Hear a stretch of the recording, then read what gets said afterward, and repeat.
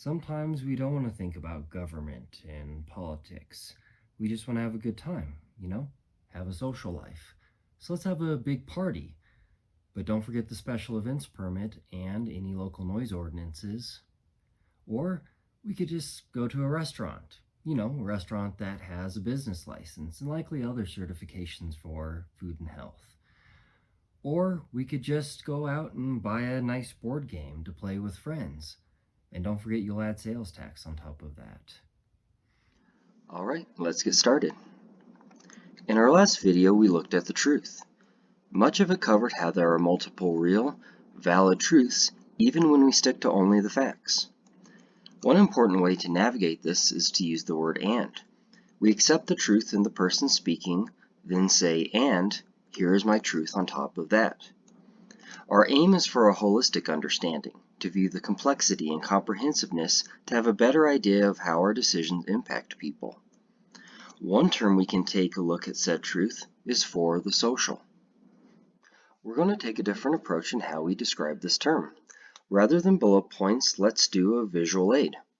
For many of us, we define the social part of our lives, of our community, region, even nation, as part of a trio, with the other two being the economic and the government.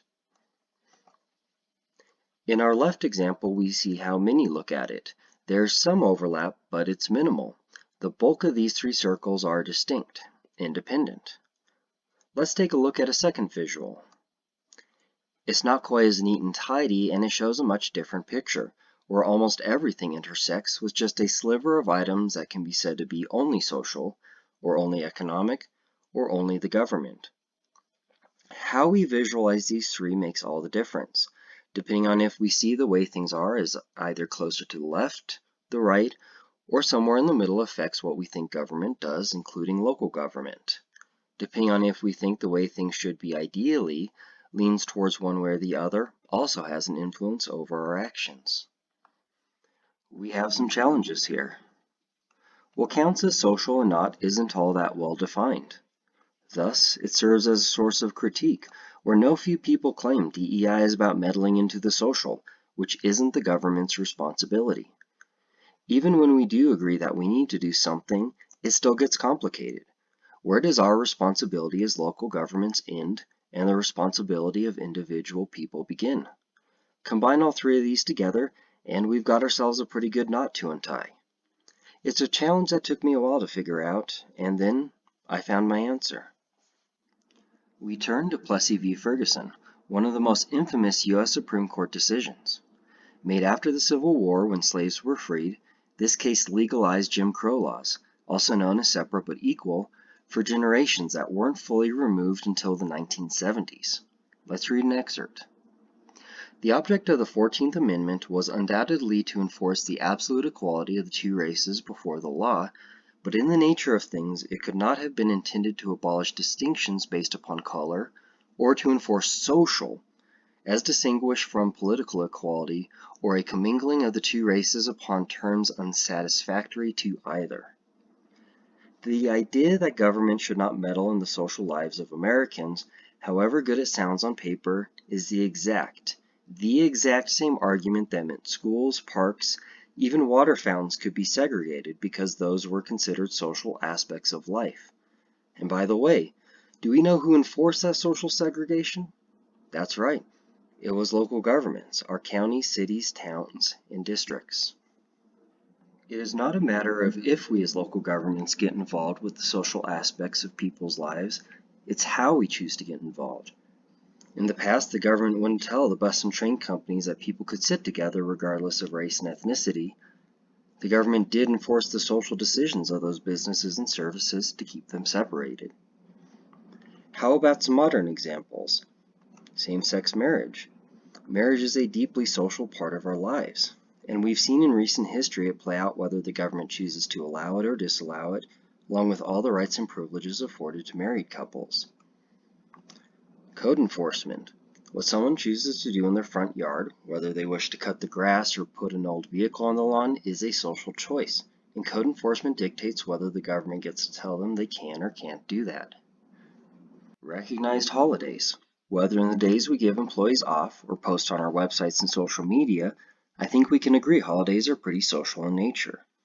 So too is family support, maternity leave, paternity leave, bereavement leave, the employee's contributions to health plans, whether it's individual, individual plus spouse, or family, plus who gets flexibility to drop their kids off at school in the morning and who doesn't. Even in law enforcement, disturbing the peace can be a wide range of things, from public fighting to just causing too much noise and disrupting others' right to peace and tranquility. Two things that feel a bit social. Does your jurisdiction have a recreation department? Do I need to say it?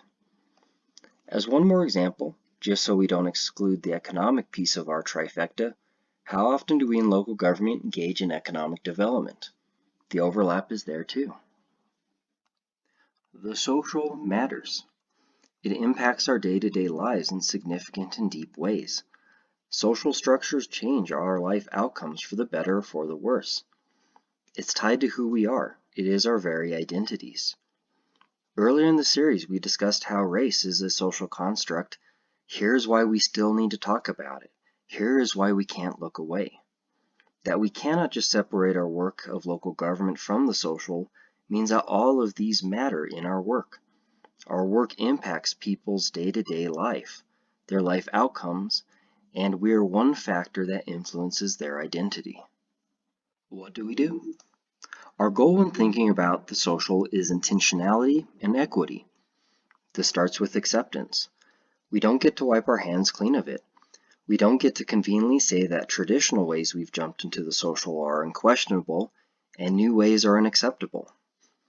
We move beyond semantics of what counts and not as social because it's a moot point. We do the social, we do the economic, we do politics. It's part of the work. What we can do is intentionally decide on what aspects of the social we are involved in and in what ways, knowing some things are easier to step back from than others, we're not. And then we apply equity. We aim to uplift people. When in doubt, we take the social stance that lets all people live with dignity. It's not a zero-sum game.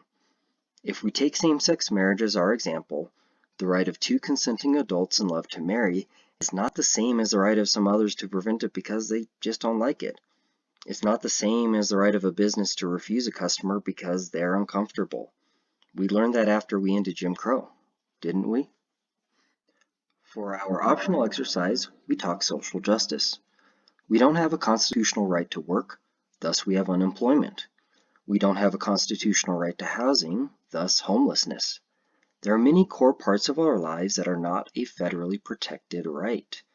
We can each think of other things in our lives that we want justice, fairness, even protection, even if it's not written in the Constitution, even if it falls more under the social.